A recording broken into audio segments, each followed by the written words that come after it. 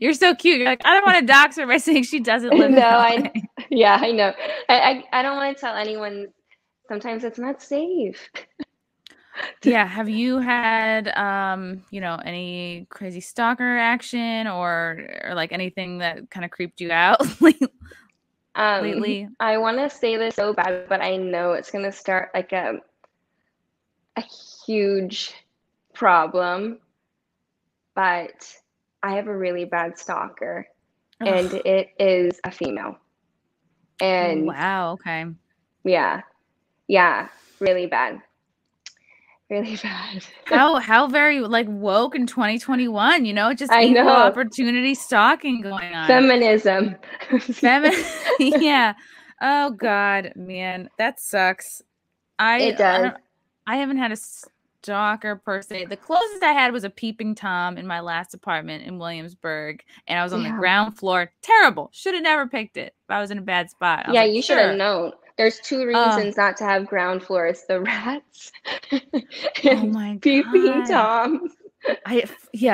Thank God I didn't have any rats, but I just was like, I came home after like a night of spots. It was like definitely 11 p.m. or later. And I just like, I don't know. I like to look out the window. So I always have my like windows open. I'm not like a shades drawn person. I just like to have light. But then all of a sudden I'm just like, I like whipped off my shirt. Thank God I still had like a bra on and I was wearing like pants and I just like laid down on the bed and then I just looked over and I just saw like he was probably like the 60-ish-year-old man, and then it scared the shit out of me and I like got up and it's like, what do you do? Like nothing prepares you for this moment, and I'm just like, banging on the window like that's gonna solve anything. And then I think a couple times after I'd walk back from the subway, I think he was trying to figure out my schedule. Stop. But thank God I had like the most irregular, erratic schedule, so he wasn't able to do that. And then scary. I would kind of see him around, and then now it's not funny anymore. It was fun. It's funny ultimately because nothing happened. And looking back, I'm like, wow, I'm very flattered. I was like, yeah, still got it. Did he have like his what out? Or no, I couldn't see. I could just see this because it was like it wasn't like a long like window or anything. It just was like chest length, but definitely enough to like scare you. Definitely, I was scared. And I think he was kind of a neighbor. I think he kind of like lived nearby, and I was like, man, that's such a Midwest thing to do. Honestly, really? We would have, not to be weird, but yeah, but not like I grew up in Ohio and.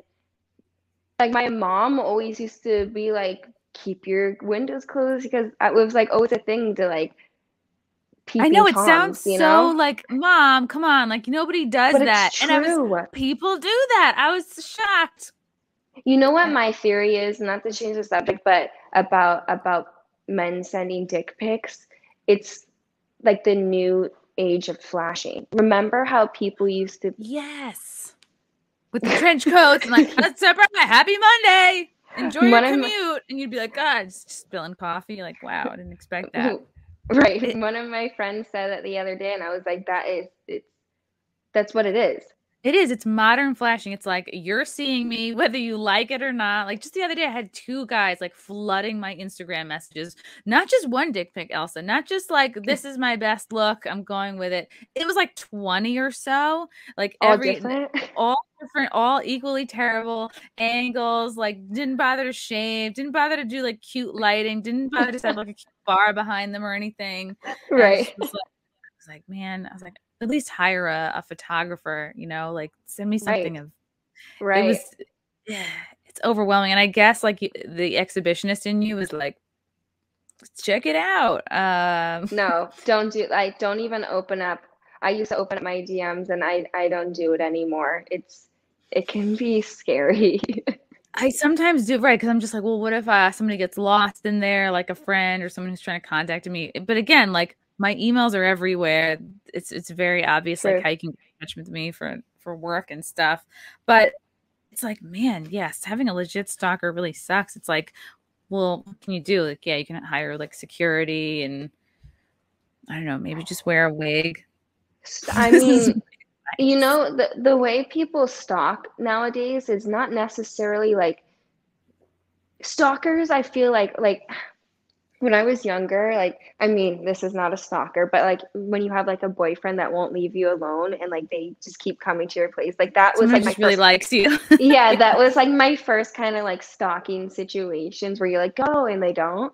But now Okay, so like not giving you space, yeah. not, yeah. But like you're broken up and they still are stopping by your place. That's a Okay, little yes. stalking. I remember one time this is so random, but I dated this guy for a month and I was like 15 and he came into my work and threw this giant teddy bear at me and the teddy bear was literally the size of me. Why? I was Why like, do people do that? It's like having a dependent. Like when you have a stuffed animal that is like, I don't know, bigger than like body width. It's a huge inconvenience. It's like it's a job. It's like you're now giving something that's going to collect dust. It's going to someone's going to spill food, coffee on it. It's going to get dirty. Dog's going to pee on it. Yeah. It's basically a piece of furniture. When someone gives you a gigantic novelty animal, it's like, here, have an ottoman. It's like, where do I put this? But I was going to say the stalking thing.